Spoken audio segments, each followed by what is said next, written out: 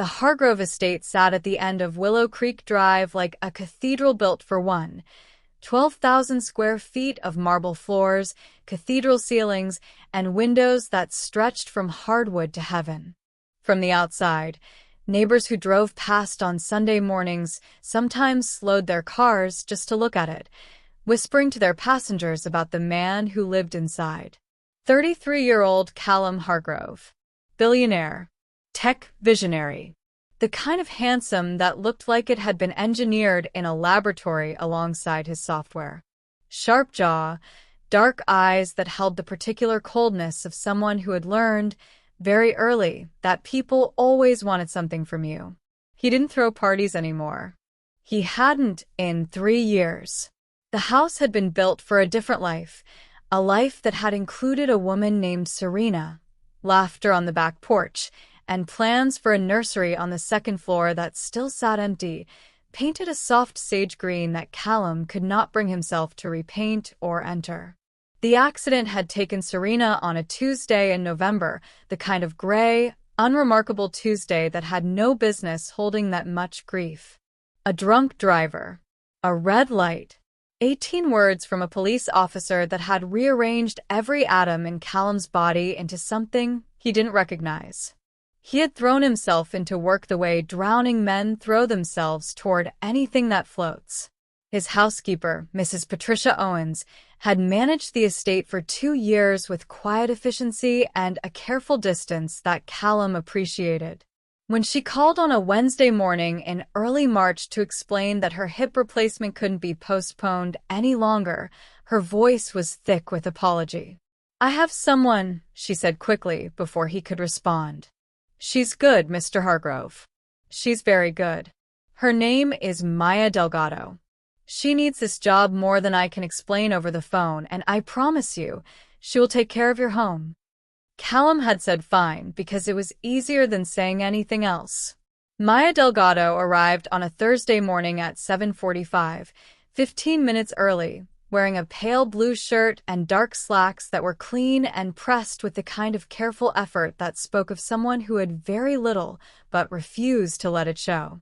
She was 28, with dark brown hair pulled back from a face that was quietly beautiful in a way she seemed entirely unaware of. Large dark eyes, a small scar above her left eyebrow, cheekbones that caught the morning light slanting through the front door.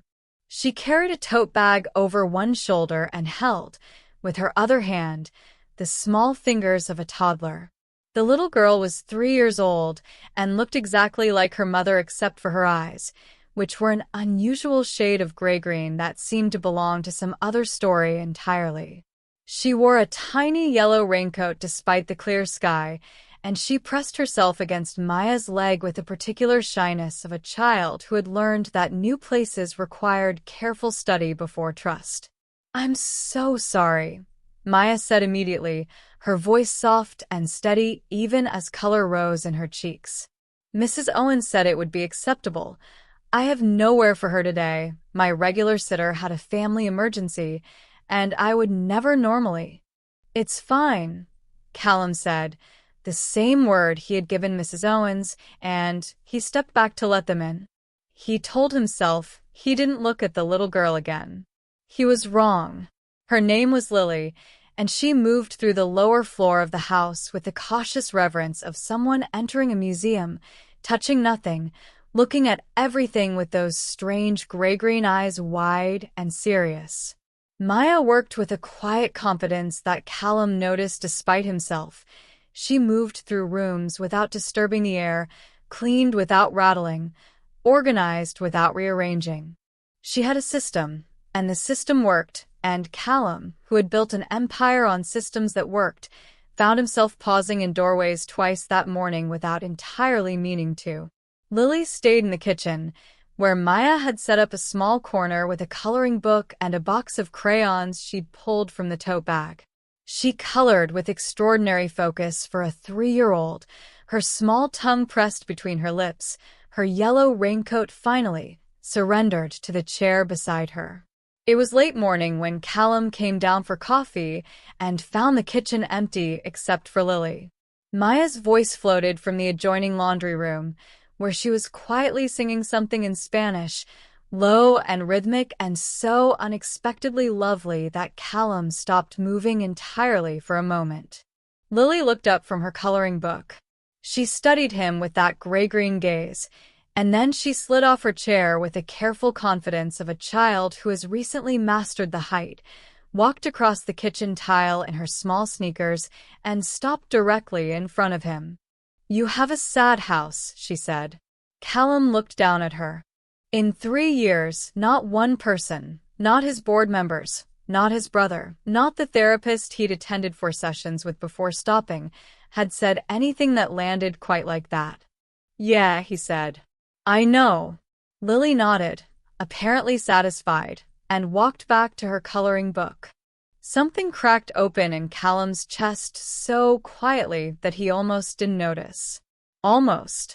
He poured his coffee. He stood at the counter longer than he needed to. Through the window, the March sun was doing something generous to the back garden, lighting up the beds of early tulips that Mrs. Owens had planted last fall and that he had completely forgotten about. He hadn't been in the back garden in 3 years. At noon, Maya appeared in the kitchen doorway with a question about the silver polish, and she stopped when she saw him still standing at the counter, still looking out the window. "I'm sorry," she said. He was beginning to understand that she apologized the way other people breathed, reflexively, constantly, as though her existence perpetually required justification. "Am I in your way? We can eat our lunch in the car. It's not." "Sit down," Callum said. "Both of you. I'll have Mrs. Owens's girl bring something from the deli on the corner." Maya opened her mouth. Closed it. "That's really not necessary." "I know it isn't necessary," he said. "I'm doing it anyway." He turned back to the window so he wouldn't have to see her face do whatever it was doing, because he had a feeling it was doing something that would require him to feel things he had carefully scheduled for never. Behind him, he heard Lily say, very quietly to her mother, "I like him." And Maya, after a pause that contained multitudes, whispered back, "Mija, eat your crackers." But Callum heard the way her voice softened when she said it, heard the whole complicated tenderness of a mother talking to a child she had carried alone through whatever storms had preceded this Thursday morning in a stranger's kitchen, and he thought about sage green walls and empty rooms and tulips he had forgotten, blooming anyway. Outside, the garden held its colors in the quiet March light, patient and insistent as all living things. Maya Delgado had learned, in the 3 years since Lily was born, that survival required a very specific kind of arithmetic. Every dollar was divided before it was earned. Every hour was allocated before it arrived. She woke at 5:15 every morning in the 2-bedroom apartment she shared with her younger sister Rosa in the East Side neighborhood of Hartford, an apartment where the radiator knocked like an impatient guest and the kitchen window looked out on a brick wall, and before her feet touched the floor, she had already run the calculations. Bus fare, $4 round trip. Lily's daycare, on the days when Destiny the sitter was unavailable, $30. Groceries for the week if she was careful, which she always was, $83, sometimes less. Rent, divided by 4 weeks, $412.50. And underneath all of it, running like a river she refused to look at directly, the medical bills, still accruing interest from the 18 months she'd spent fighting for Lily before Lily was even born. She had not planned for Lily. That was not the same as saying she had not wanted her. Lily's father, Daniel Reyes, had been 26 and charming and full of a bright, restless energy that Maya had mistaken, at 24, for the kind of passion that builds something lasting. He had a laugh that filled rooms and hands that were always moving, sketching, building, fixing things that were broken. He drove too fast and loved too loudly, and he had a tattoo on his left forearm, 3 inches below the inside of his elbow, a compass rose, detailed and dark inked, with the initials DR woven into the design at the center. He'd gotten it at 19, he told her, because he always wanted to remember that he could find his way. He hadn't found his way to the hospital when Lily was born. He hadn't found his way to a single Sunday morning or birthday or Tuesday night when Lily ran a fever of 103 and Maya sat on the bathroom floor with her, both of them wrapped in a towel, counting minutes. He had found his way to California, to a new life that apparently had no room in it for the one he'd left behind in Hartford, and for a long time Maya had cataloged her bitterness the way she cataloged everything else, carefully, systematically, then set it aside because bitterness was a luxury that cost more than she could afford. She told Lily that her father loved her, was just far away, was complicated. Lily was 3 and accepted this with the elegant adaptability of children who are far more acquainted with loss than adults like to admit. What Maya could not have told anyone, could not have said aloud without her voice breaking in ways she didn't permit, was how much she missed being known. Not loved, specifically. She had her sister. She had Mrs. Owens's warmth. She had Lily's small arms around her neck every night. But known. Seen by someone who looked at her face and read it like a language they had studied. Daniel had known her like that once, before he didn't, and the loss of being known had carved out a space in her that 3 years of practicality had not managed to fill. She was not foolish enough to think about the Hargrove estate as anything other than employment. She was, however, human enough to notice everything. She noticed that the refrigerator was stocked with expensive food that was quietly expiring, evidence of a meal delivery service running on automation, meals ordered by an algorithm, not an appetite. She noticed that the living room bookshelves held hundreds of books with cracked spines. All the cracking stopped somewhere around 3 years ago, the newer purchases unread in stiff-backed rows. She noticed that the house had 11 rooms and showed signs of inhabitation in only 3, the home office, the kitchen, the main bedroom. 8 rooms held their breath in pristine, untouched suspension. She noticed that Callum Hargrove moved through his own home like a guest who was uncertain of his welcome. She knew what that looked like because she had felt it too, that particular estrangement from the life you're standing in, the sense that the person who is supposed to live your life has gone somewhere and left you to maintain the premises. On her 3rd day, she found the photograph. It was not hidden. It sat on the shelf in the study she was dusting, set slightly behind a row of books as though someone had wanted to move it entirely but could not quite commit. A wedding photograph. Callum, younger looking even though it must have been only 4 or 5 years prior, with the particular luminosity of someone at the exact moment their life becomes everything they hoped. He was laughing, really laughing, the kind that involves the whole face, and his arm was around a woman with auburn hair, and a smile so wide it seemed to light the edges of the photograph. They were looking at each other, not at the camera, and the whole image had the quality of something stolen, something real. Maya set it down carefully. Her throat did something complicated. She thought of Daniel. She thought of the compass tattoo and the way he used to look at her early on before looking at her became looking past her. She thought about how love, when it is right, makes you visible, and how its absence makes you feel like you have faded, slowly, into the wallpaper of your own life. She was standing very still in the middle of the study, the dust cloth in her hand, when she heard small footsteps in the hallway. Lily appeared in the doorway. She had her coloring book pressed to her chest, and she was looking at Maya with those gray-green eyes that sometimes seemed older than 3 by decades. "Mama's sad," she said. "Mama's okay, baby," Maya said, and she meant it mostly.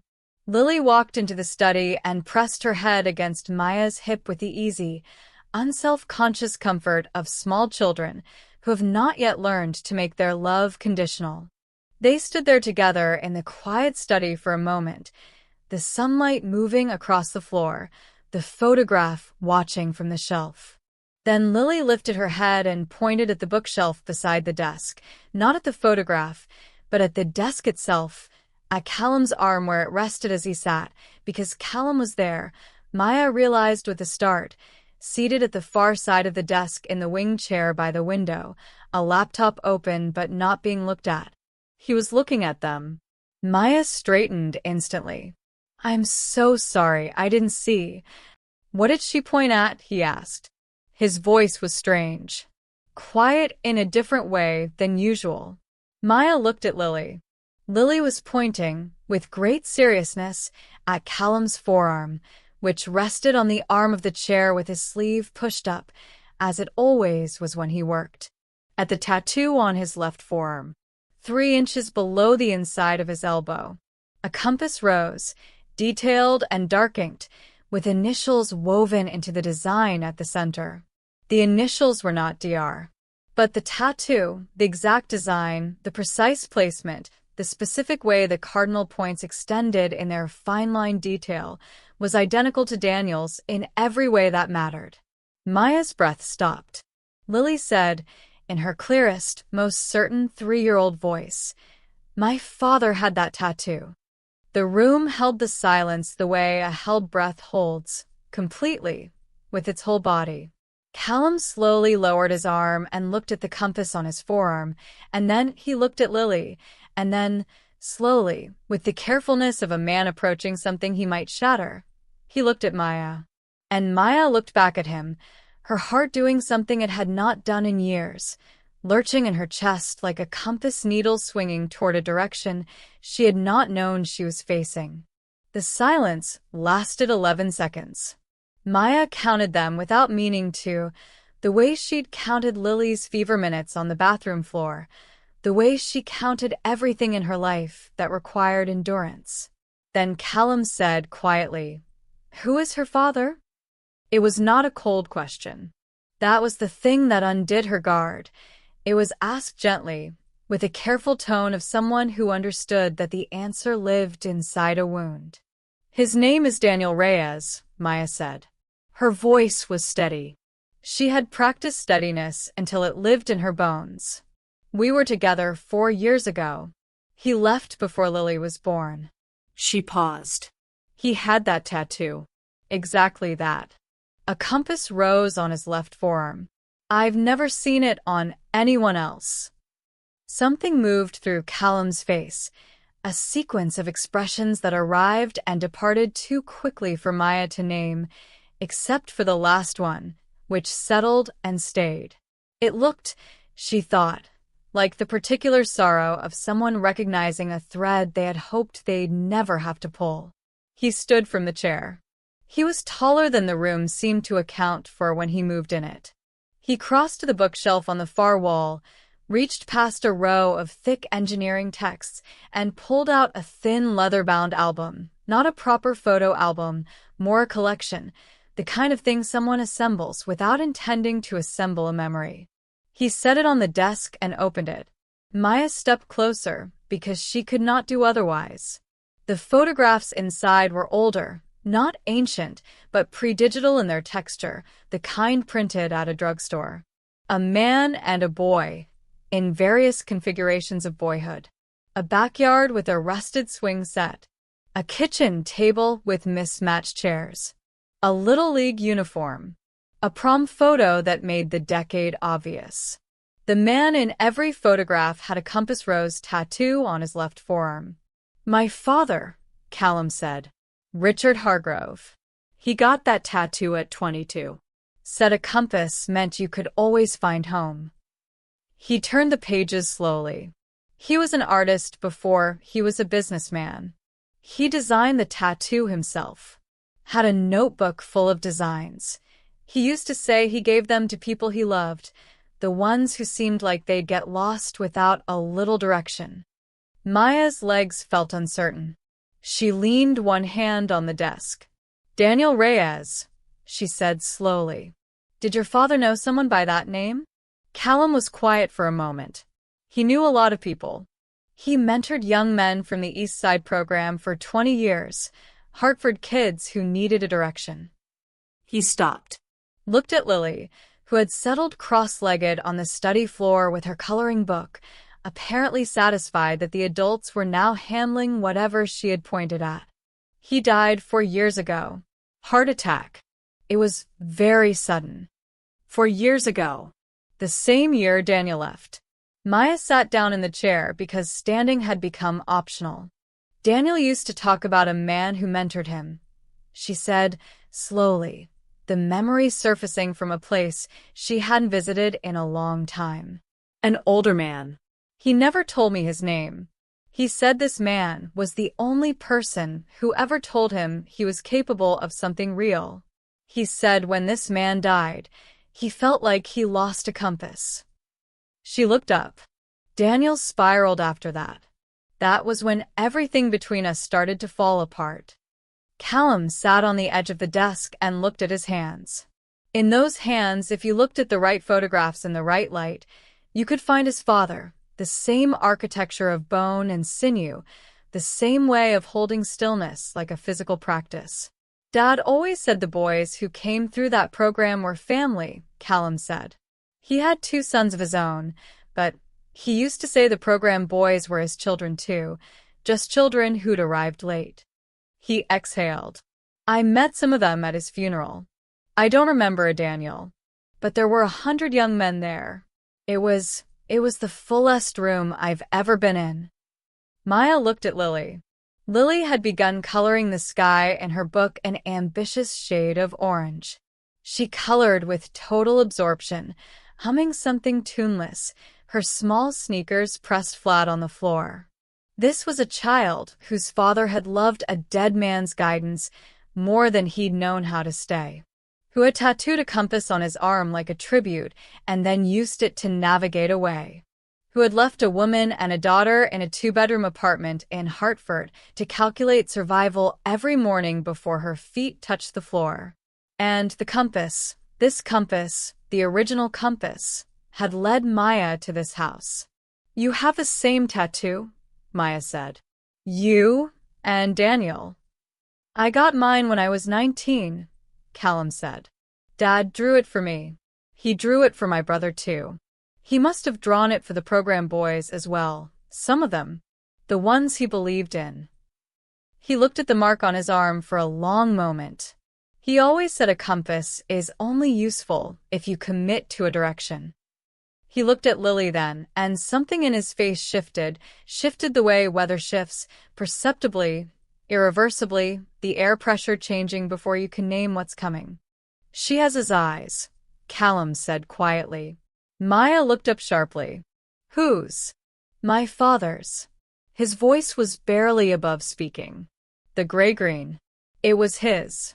My brother and I got dark eyes from our mother's side. But the program photos, I remember in some of them, the way he looked at those kids, he stopped. She has exactly his eyes. The room held very still. Outside, the Hartford morning was doing ordinary things. A dog barked 2 houses down, a garbage truck groaned through its rounds, a cardinal landed on the windowsill and departed. The world was running on its regular schedule, completely indifferent to the fact that inside the study, 2 people were quietly discovering that the dead leave threads in the living, and sometimes those threads pull people together across grief and years and every kind of distance. Maya realized she was crying only when Lily looked up from her coloring and said, Mama, why is your face wet? Because sometimes things make sense in a way that's a lot to carry, baby, Maya said. Lily considered this. Then she picked up an orange crayon and held it out toward Callum. You can color, she said. It helps. Callum Hargrove, 33 years old, billionaire, builder of systems and algorithms and enterprises worth more than most countries, reached across the distance between his desk and the floor and took the orange crayon from a 3-year-old's hand. And then he sat down on the study floor beside her. And he colored. And Maya, watching, felt something shift in the architecture of her chest, some wall she had built with careful, necessary hands beginning, quietly, to come apart. It started with small things, the way most irreversible things do. Callum began coming down for breakfast before Maya arrived, which meant the coffee was made when she unlocked the back door at 7:45, and on the counter there was always a second mug beside it. He never mentioned this. She never thanked him for it, because they had both arrived at a silent agreement that some kindnesses, if named, become too large to navigate. Lily had no interest in silent agreements. Callum makes the coffee bad, she told Maya one morning with great seriousness, and Callum, who had apparently heard this from the hallway, appeared in the kitchen doorway wearing an expression of wounded dignity that was so unexpectedly human that Maya laughed. Actually laughed, the unguarded kind she'd mostly reserved for Rosa, and for Lily, and for nobody else. And the sound of it in that kitchen seemed to surprise both of them equally. He smiled. Not a full one. More the shape of one. The suggestion of the muscle memory. But it was a real thing that arrived in his face without calculation, and Maya found herself having to look at the coffee maker. Lily had been coming to work with Maya on Tuesdays and Thursdays, the days Destiny wasn't available, and Callum had stopped pretending not to arrange a schedule around it. There was always something in the kitchen for Lily, fruit cut in the shapes she liked, which Lily had informed him of with exhaustive specificity on her second visit, or a new book of puzzles, always set casually on the kitchen table as though it had simply materialized, as though no one had ordered it specifically. On the third Tuesday, Lily had requested that Callum show her the rest of the house, because she had assessed the kitchen and the study and found them satisfactory, but believed there was more to evaluate. He had given her a tour with a gravity that matched her own, narrating each room in terms he seemed to be assembling as he went, as if he too was seeing these spaces for the first time in years. They reached the second floor. He stopped in front of a closed door at the end of the hallway, the only closed door on that floor, and Lily looked at it and then at him. "What's in there?" she asked. "A room," he said. "What kind?" A pause. "An empty one." Lily put her small hand on the door handle. Not turning it, just holding it. She looked at him with those impossible gray-green eyes that held Richard Hargrove's particular quality of seeing people without flinching. "Empty rooms are sad," she said. "We should put something in it." "Lily," Maya said from behind them, her voice quiet with the careful neutrality of a woman who understood she was standing at the edge of something she had no right to enter. "Come away from there, Mija." But Callum was looking at the door, and his face had done the thing it did sometimes, cracked along a line you could only see if you were paying the right kind of attention, and he said, "She's right." He said it like something he had already known, and had simply needed a 3-year-old to say aloud. That afternoon, while Lily napped in the study on the small blanket Maya carried in her tote bag, Callum told Maya about Serena. He told her in the way people tell grief when they have held it alone for a very long time, in a low, careful voice at the kitchen counter, over coffee that neither of them was really drinking, looking mostly at the window, and only occasionally at each other. He told her about the Tuesday in November and the 18 words from the officer and the sage green room that was supposed to be a nursery. He told her about the way Serena had laughed, which was the kind of laugh that turned other people's faces toward her like sunflowers, involuntary and complete. He told her that he hadn't talked about Serena to anyone in 2 years. Not because people hadn't asked, but because he discovered that talking about her to people who hadn't known her felt like handing something precious to someone who didn't know its weight. Maya listened. She did not say she was sorry, not because she wasn't, but because she understood that sorry was the word people used when they had run out of real language, and she wanted to give him real language. She said, "She sounds like someone who made rooms bigger just by being in them." And she said it simply, as a fact, not a performance of sympathy. Callum was quiet for a long time after that. Then he said, "You've had your own version of loss." It wasn't a question. "Yes," Maya said. She wrapped her hands around her mug. "It's different. Daniel is alive." which means the grief is messier. You can't close the door on it the same way. There's no funeral, no defined line. He just kept not coming. And at some point not coming becomes its own kind of gone. She paused. The hardest part was learning to stop listening for him. You get used to waiting for something, even when you know it isn't coming. Your body takes longer to learn than your mind does. Yes, Callum said quietly. They looked at each other then, really looked, the way they'd both been careful not to, and what passed between them in that kitchen was not romantic, not yet, not exactly. It was something simpler and more foundational than that. It was recognition. The particular relief of being seen by someone who holds their own grief in a way that makes them fluent in yours. Maya looked away first, because she was still practical, still careful, still the woman who runs arithmetic before dawn. But that evening, as she buckled Lily into her car seat in the long shadow of the Hargrove driveway, Lily looked up at the house and said, "When are we coming back?" "Tuesday," Maya said. "Good," Lily said. "I think Callum needs us on Tuesday." Maya drove home to the apartment with a knocking radiator and the brick wall window and Rosa's telenovela playing from the living room, and she sat in the parked car for 2 minutes after turning off the engine. She thought about empty rooms and sage-green walls. She thought about compasses and the men who carried them. She thought about a dead man's eyes looking up at her from her daughter's face and the strange mercy of the world, which sometimes builds its bridges out of the unlikeliest materials. Above the city, the March sky had turned the particular dark blue of the hour before full night. Not black yet, still holding something, some final concession of light at the horizon. Maya sat in the car. She let herself feel, for exactly 2 minutes, the full terrifying warmth of something beginning. Then she got Lily out of the car seat, carried her up 3 flights of stairs, and made dinner. The revelation came on a morning in late April when the tulips had given way to something softer, and the light in Hartford had taken on the particular golden quality of a season fully arrived. It was Rosa who found it first. Rosa, 25 and sharp as a new pencil, who had tolerated 2 months of Maya coming home from the Hargrove estate with something different in her face, without commenting on it, because Rosa understood her sister well enough to know that naming the thing would cause Maya to recalibrate it out of existence.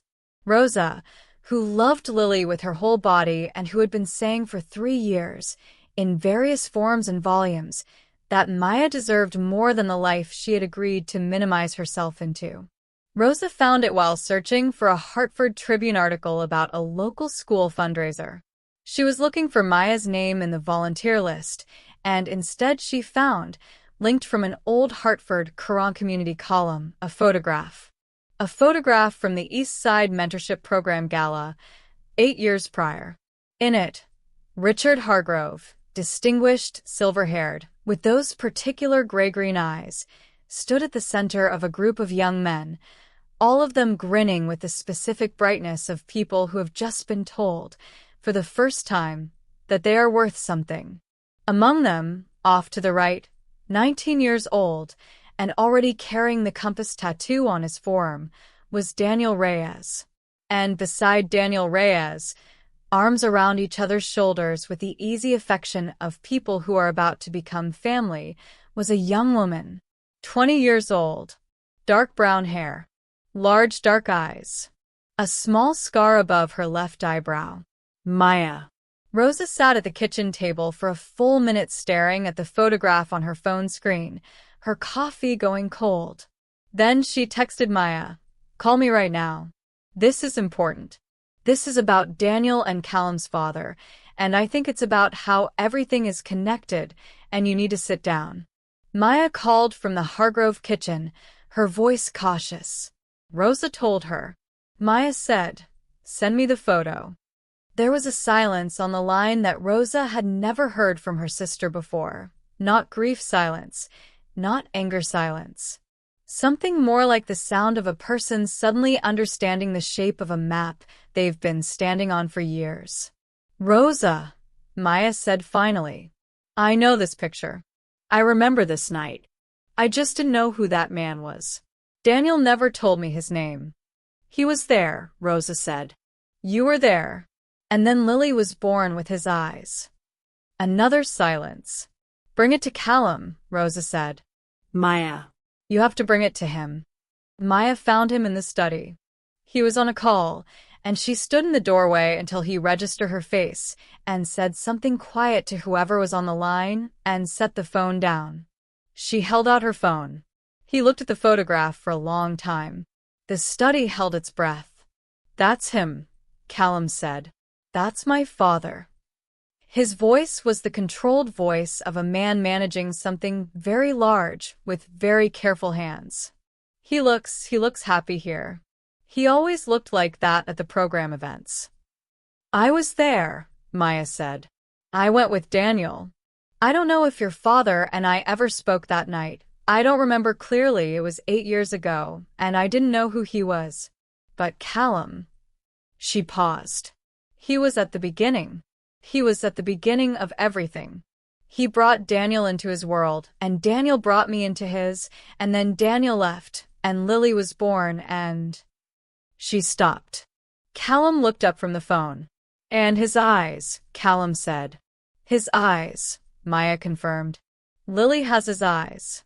They stood in the study on opposite sides of the desk where Lily had once colored the sky orange, and the space between them was full of everything that had accumulated in 4 months, the morning coffees and the Tuesday breakfasts and the stories exchanged over mugs neither of them was drinking from, and the afternoon Lily had taken Callum's hand to show him something in the garden, and he had let her, with the particular gentleness of a large person trying very hard not to be too much. He would have loved her, Callum said. I know, Maya said, and she was crying again, and this time she didn't try to stop it. Callum came around the desk. He didn't have language for what he did next, had no sophisticated framework for it, just did the simplest available thing. He sat beside her on the study couch and put his arm around her shoulders, and she leaned into it with the full weight of 3 years of holding everything alone. They sat like that for a long time. At some point Lily appeared in the doorway. She had been in the kitchen with the book of puzzles and assessed the situation with her characteristic gravity. Then she walked across the room and climbed into Callum's lap.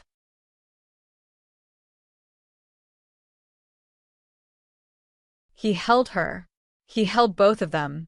His arm around Maya, Lily's small body against his chest, and out the window the April light was doing something extraordinary to the garden where the second season of flowers was opening with total indifference to the grief and the grace and all the lost years that had brought these 3 people to this particular configuration. Lily put her hand on Callum's forearm. On the compass rose. My papa had this, she said. She wasn't sad when she said it.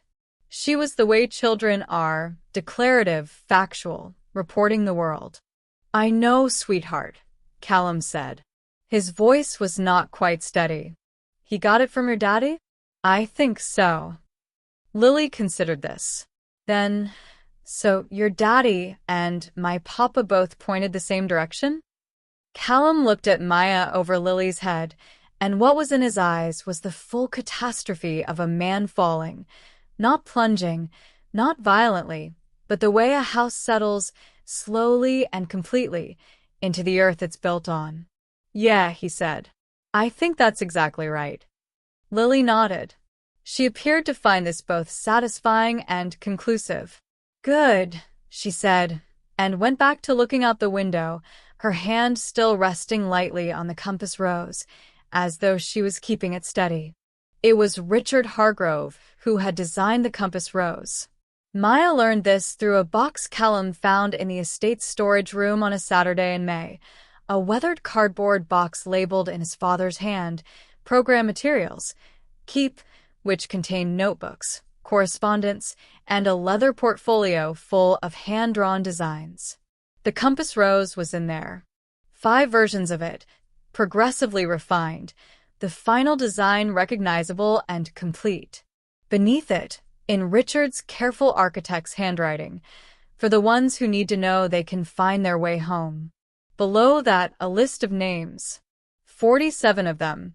The young men he'd trusted the design to. Daniel Reyes was number 31. Maya held the notebook for a long time. He gave it to the ones who seemed like they'd get lost, she said. He gave it to the ones worth finding, Callum said. The difference was small, and the difference was everything. There was a conversation that followed, some weeks later, that was difficult and necessary, and was had with the windows open and the May air moving through the house and Lily asleep down the hall in the guest room, which had gradually, without any formal discussion, acquired a small bed and a shelf of books and a drawing that Lily had made of what she called our house. Maya had seen the drawing and not corrected the possessive pronoun. She wasn't sure she could have said it honestly. The conversation was about what this was, about what it could be, about the distance between employee and beloved, which is not really a distance at all but a permission, and permissions can be given when both people are ready. Maya said, "I'm not looking for someone to save us. I need you to know that. Lily and I are not a rescue narrative." "I know that," Callum said. "I've watched you run your whole life on arithmetic and willpower for 5 months. You don't need saving.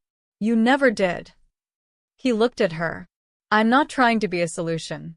I'm trying to ask if I can be something else. Something I don't quite have the word for yet." "Something like what?" she said. "Something like the person who makes the coffee badly," he said, "and hears about it from your daughter, and considers it the best part of the day." Maya was quiet. She was doing the arithmetic again, out of habit, the long addition of risk and hope and the memory of Daniel and the fear of another compass that points away instead of toward. She was calculating, the way she always calculated, with the precision of a woman who had learned that love, like budgets, requires honesty about the numbers. But she was also sitting across from a man who had colored with her daughter on a study floor and learned which shapes Lily liked her fruit in and opened a door to an empty room and started, slowly, to put things in it. A man who kept his father's notebooks the way you keep the things you love most, in a dusty box in a forgotten room, too precious to display and too irreplaceable to discard. A man who had looked at her, from the very beginning, like she was something worth seeing. "The coffee is genuinely terrible," she said. "I know," he said. "I can teach you," she said. And in those 4 words, "I can teach you," was everything. Was the whole implicit agreement of 2 people deciding to face the same direction. Was the future, tentative and real, taking its first deliberate breath. The sage green room on the 2nd floor was repainted the following month. Not the same color, something warmer, the color of late afternoon in a good year. It became a playroom, which became Lily's room on the nights she stayed over, which became the room where Lily kept her things, her books and her crayon collection and the orange sky coloring page she had framed with cardboard and tape and presented to Callum one Thursday as, she explained, for the walls because the walls are lonely. It hung on the wall across from her bed. It was the first piece of art in that room in 3 years.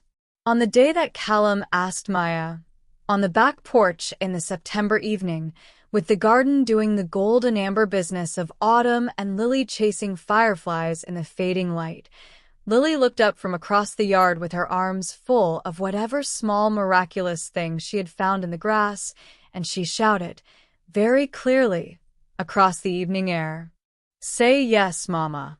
He's not lost anymore." Maya stood on the porch of the house where she had arrived as a stranger with a tote bag and her daughter in a yellow raincoat, the house that had once held only silence and expensive food and 8 rooms with their breath held, and she looked at the man in front of her, this man with his dead father's compass on his forearm and his whole complicated heart in his eyes, and she understood, with the completeness of true understanding, that some compasses are designed not just to show you where you're going. Some are designed to show you where you already are. "Yes," she said. Lily cheered from across the garden with the full-body commitment of someone who has been rooting for this outcome for several months. The fireflies rose in the warm September air.